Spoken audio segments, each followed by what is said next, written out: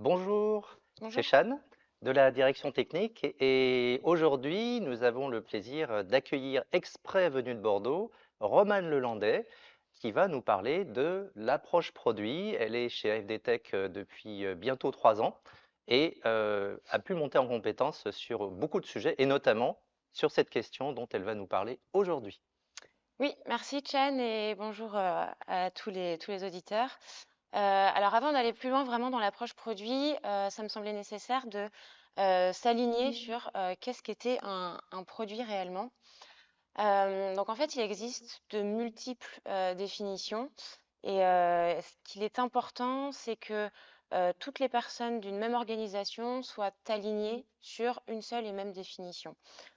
Chez mon client précédent, on s'est arrêté sur cette définition-là que vous pouvez voir, un bien, un service ou une combinaison résultant d'une activité créative afin de satisfaire les besoins et de répondre aux usages d'un utilisateur. Donc ça, voilà, ça c'est une seule et même définition Alors est-ce qu'on qu'on a a des tous. exemples? Oui, des exemples. Alors, par exemple, un arrosoir. Prenez une minute, une seconde de réflexion, chaque Est-ce auditeur. que c'est un produit? Est-ce que tu pourrais répondre, Cham? Alors un arrosoir, moi je dirais que oui. Ouais. Alors en effet, un arrosoir, clairement, ça se vend, il y a une valeur mercantile derrière. On le considère bien comme un produit. Un autre exemple, de l'eau courante pour arroser mes plantes. Alors à vue de nez, j'ai pas l'impression que ce soit un produit. Alors en France, on va pas considérer ça comme un produit réellement, dans le sens où je peux juste allumer mon robinet, mettre de l'eau dans mon arrosoir pour aller arroser mes plantes sans avoir le besoin d'aller acheter une bouteille d'eau dans un supermarché. Un autre exemple, le projet de start-up que j'ai pour vendre mes arrosoirs. Alors ça, j'ai pas l'impression non plus que ça soit vraiment un produit.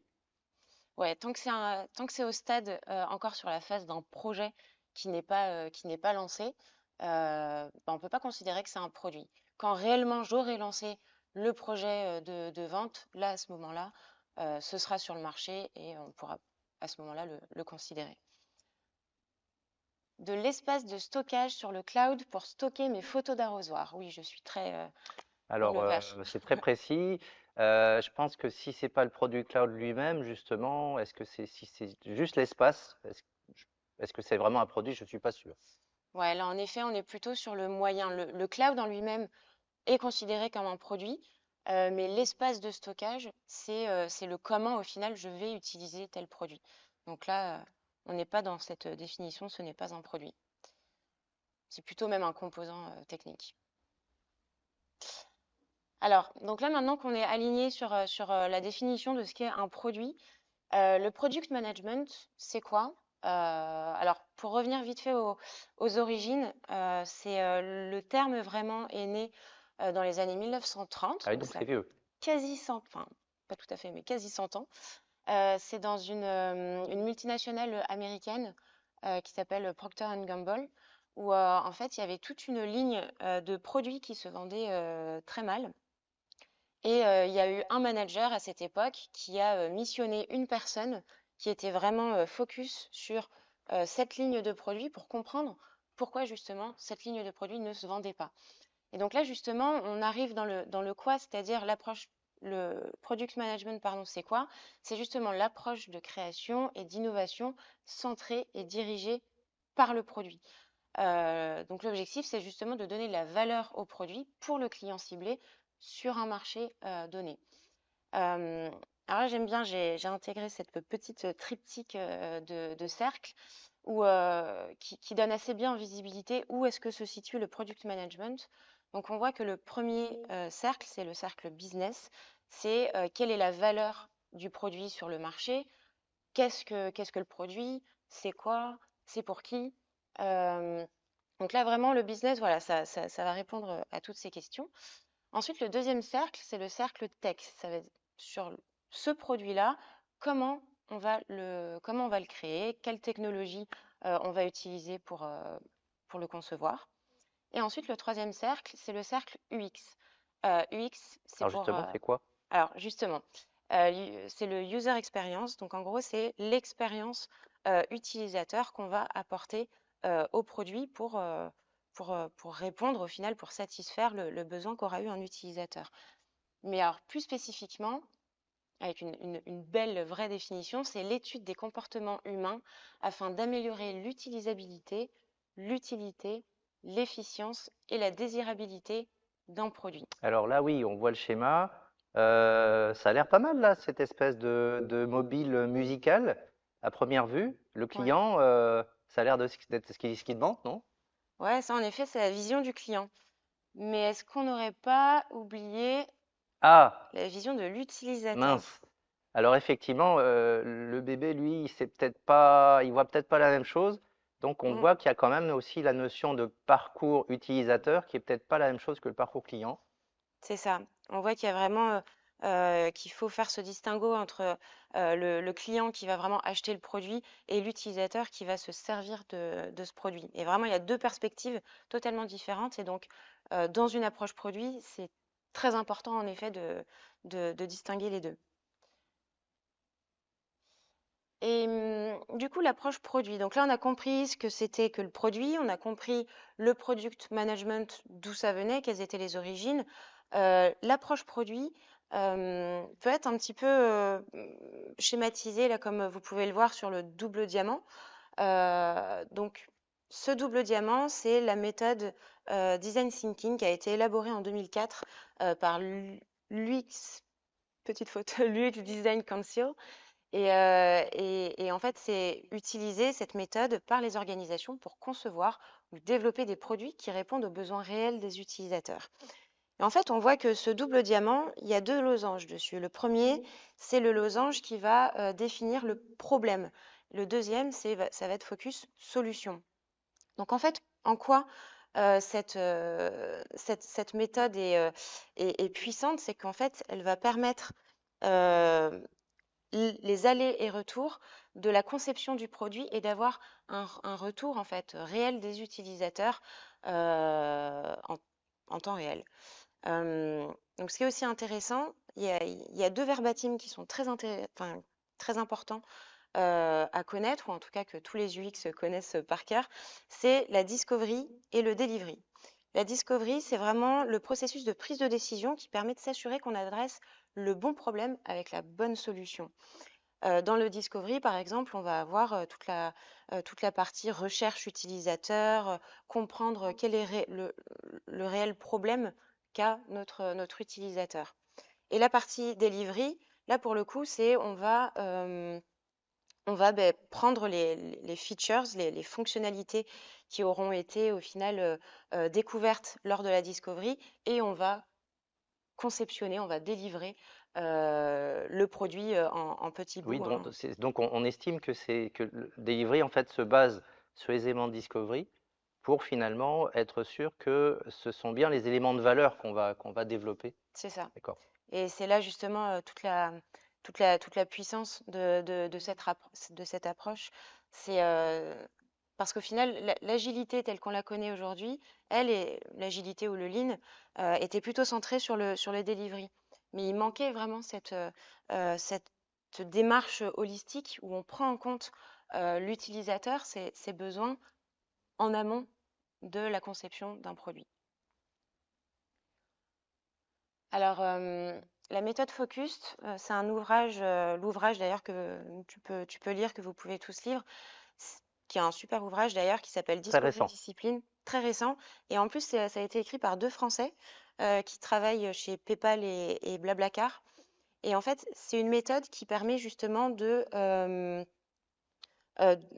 Bah, de d'utiliser, systématiser un petit peu c'est peut-être ça, la méthode. exactement, ouais, de systématiser, de mettre en place justement cette démarche produit au sein, enfin concrètement, hein, au sein d'une organisation. Donc là, cette méthode, elle se focus sur sept parties, des petites typos, le 5 et le 4. Mais en gros, c'est sept étapes, 6 ou 7 étapes qui vont nous permettre justement donc là, on le voit, la première étape, c'est de définir frame, définir l'ambition du produit en combien de temps. Deuxième étape, observe, sélectionner le cas d'usage principal. La troisième étape, claim, formuler une promesse à l'utilisateur. Troisième étape, decide, tester et valider les hypothèses. Cinquième étape, still, s'inspirer de ce qu'il existe aussi chez les autres, chez les concurrents. Qu'est-ce qu'on aime bien, quel Oui, type du coup, il y a d'idée? du benchmark aussi dans la démarche. Exactement. Et ensuite, dernière étape, on va choisir les 5 points de contact avec notre cible. À quel moment on va avoir voilà, des points de contact avec eux.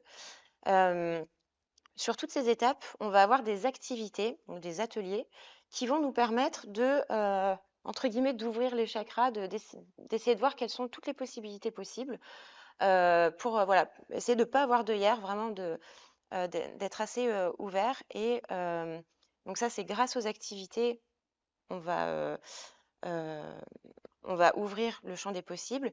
Et via des livrables, à la fin de chaque étape, on aura un certain livrable. Chaque livrable va nous permettre de revenir à l'essentiel. Ça évite justement en discovery de partir un peu dans tous les sens. Là, justement, avec cette méthode, ça permet de recentrer sur le bon problème et la bonne solution euh, pour au final avoir une bonne conception d'un bon produit. Très bien. Alors, il y a un autre outil aussi qui est utilisé, qui est largement même utilisé Oui, c'est quand on n'a pas le temps quand on n'a pas le temps. Donc là, en fait, c'est ou en qu'il faut 5 décider jours. vite. Ouais, c'est ça. C'est en fait le design sprint, c'est en 5 jours avec les key people hein, autour d'une table. Euh, En 5 jours, un peu comme un bootcamp en fait, on va créer un POC, donc Proof of Concept, et un MVP de manière intensive avec les compétences clés réunies. Donc là, en 5 jours, on va faire le repérage, choisir l'objectif. Donc là, encore une fois, le problem framing qu'on voyait tout à l'heure avec l'autre méthode. Deuxième jour, on va esquisser des solutions. Donc là, par exemple, toi, moi, les autres personnes qui vont être autour de la table, on va prendre les bonnes, euh, euh, les bonnes références, qu'est-ce qu'on aime bien chez les concurrents, etc. On va prendre des captures d'écran. On va tous avoir notre propre avis sur qu'est-ce qu'on pense être la bonne solution. Le mercredi, on va décider quelle est la meilleure solution. Donc là, au final, on va mettre en commun toutes les solutions qu'on aura tous trouvées pour au final choisir la meilleure, le meilleur parcours. Ensuite, le quatrième jour, on réalise un prototype réaliste des, euh, avec des vrais mots-clés de valeur métier, enfin du domaine métier. Pour ensuite, donc là évidemment l'UX a une part importante dans le prototypage. Et ensuite, dernier jour, on va tester justement ce prototype directement auprès de nos utilisateurs. Et comme ça, Ils peuvent en déjà cinq faire des jours, retours avant même finalement de disposer de quelque chose de réellement fonctionnel. c'est ça. Donc là, 5 jours, focus, on essaye de réaliser le prototype le plus réaliste possible, d'avoir des retours. Et comme ça aussi, évidemment, ça nous permet d'effectuer des améliorations possibles en fonction des retours qu'on aura eu des clients.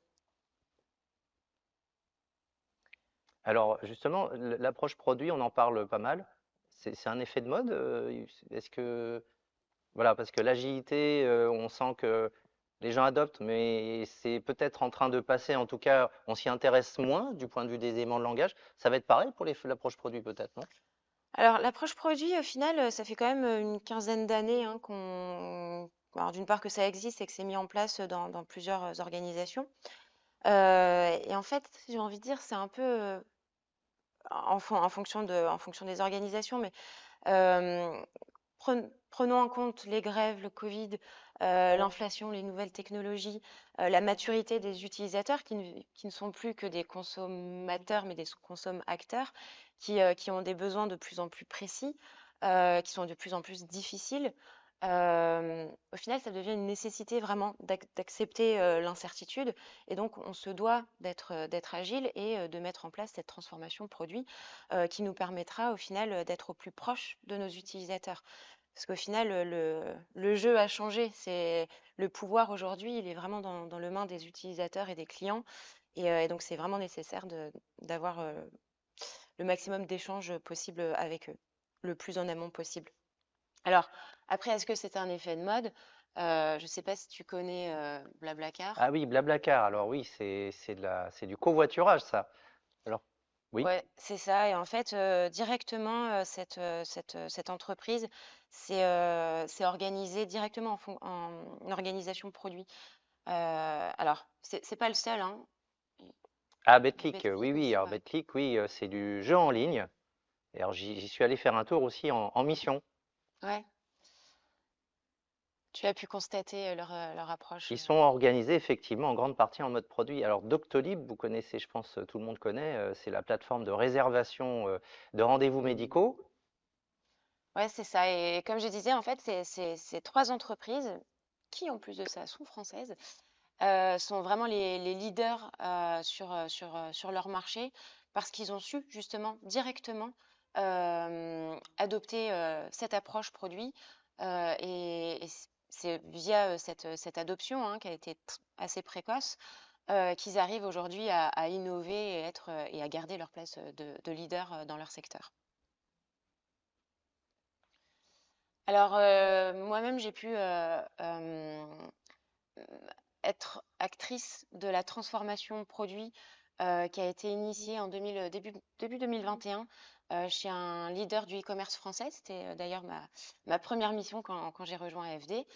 Euh, et alors, à la différence en fait des trois entreprises qu'on vient de voir, qui Oui. sont directement organisées en approche produit, ce leader du e-commerce chez qui j'étais euh, avait lui une organisation davantage en mode projet. Et là, justement, il a dû y avoir cette transformation au sein de l'organisation avec des nouvelles compétences, des nouvelles positions, une restructuration en termes d'organisation euh, qui a été justement assez intéressante. Alors, on va pas forcément avoir le temps d'aller trop dans le vif du sujet, mais ça pourra faire l'objet Oui, de... peut-être l'objet d'une prochaine intervention. Ouais, c'est ça. Euh, Tac. Est-ce que l'approche produit, on peut considérer que c'est pour tout le monde? Est-ce que ça dépend? Est-ce que... Alors, oui, c'est vrai que c'est une bonne question parce qu'en fait, quand on vient d'entendre tout ce que tu nous as raconté, on peut se dire bah, pourquoi on n'est pas tous déjà organisés en mode produit.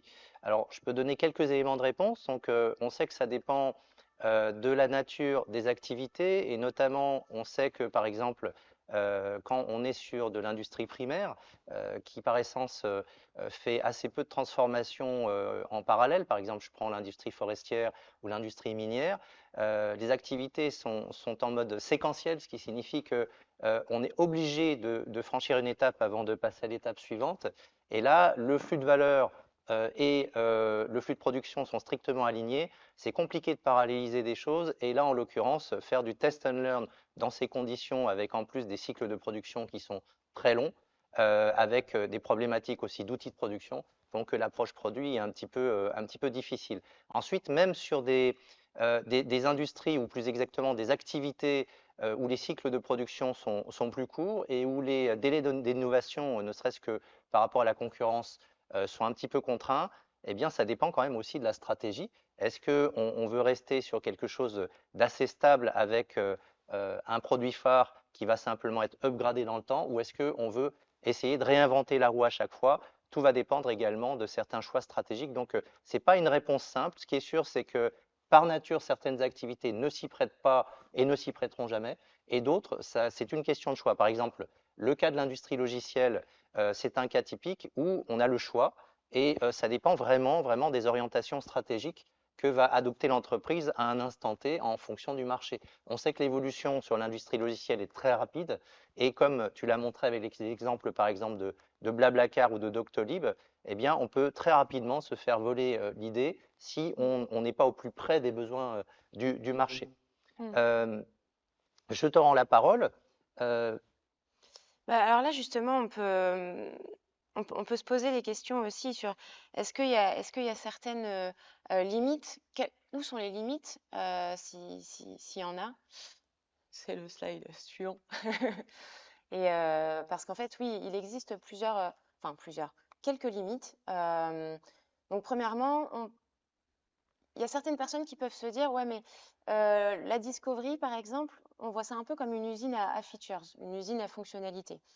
Alors, faut pas non plus voir ça comme une usine. Au final, ça, c'est ce que j'aime ce que j'aime bien dire, en fait, faire de la discovery sans s'occuper du delivery, c'est un peu comme écrire des recettes de cuisine sans jamais mettre les pieds dans la cuisine, quoi. Donc en effet, faut faire attention de ne pas se perdre dans la discovery pour, pour ne pas perdre évidemment les développeurs. Euh, Ensuite, il existe aussi une deuxième. Ah, ça y est. Alors oui, Voilà, comme je disais justement, l'approche produit d'une usine à features, parfois on peut l'entendre, notamment parfois voilà, les développeurs qui se retrouvent avec un backlog avec plein de oui, fonctionnalités. c'est-à-dire il ne s'agit pas juste d'ajouter des fonctions à chaque fois quelque chose qui existe.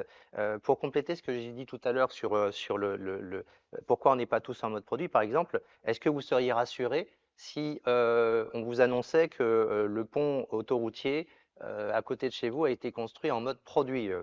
Pas sûr. Voilà. Donc ça fait partie aussi de ces éléments-là, mais même si on revient sur du logiciel, par exemple, eh bien, le fait d'ajouter des fonctionnalités, manifestement, c'est pas la solution miracle non plus. C'est pas en ayant plein de fonctionnalités comme ça que ça va forcément rajouter de la valeur au produit. Donc faire attention aussi pour essayer de pallier à cette limite, c'est ouais, Alors, je- quand, par exemple, là, on voit sur la slide, la discovery, on n'a pas le temps. C'est vrai que comme il y a beaucoup de gens qui connaissent pas cette dimension-là, on se concentre beaucoup sur le delivery. Et en Mhm. plus, souvent, on a eu un produit qui a peut-être réussi à un moment donné. Et on se dit, c'est bon, on est arrivé. On a juste besoin de faire de la maintenance en conditions opérationnelles là-dessus. Et puis, voilà. Donc, quelque part, on va surestimer un petit peu aussi la valeur de ce qu'on a trouvé. On va avoir tendance à oublier d'innover. Ouais, c'est ça. Il y a aussi une troisième limite hein, qu'on entend parfois, c'est la difficulté de rendre l'approche produit at scale. Parce que c'est vrai qu'en soi, il y a pas de framework purement sur l'approche produit. Hmm. Euh, donc au final, j'imagine que c'est plutôt aussi une question de comment on voit l'organisation, comment on restructure, si besoin, si l'organisation n'est pas déjà en approche produit, mais comment on va réfléchir au final les différentes directions, etc., pour qu'elles soient focus sur un produit en particulier. Oui, d'ailleurs, c'est cette histoire de passer en mode produit fera probablement l'objet d'une prochaine intervention si ça intéresse. Ce sera intéressant.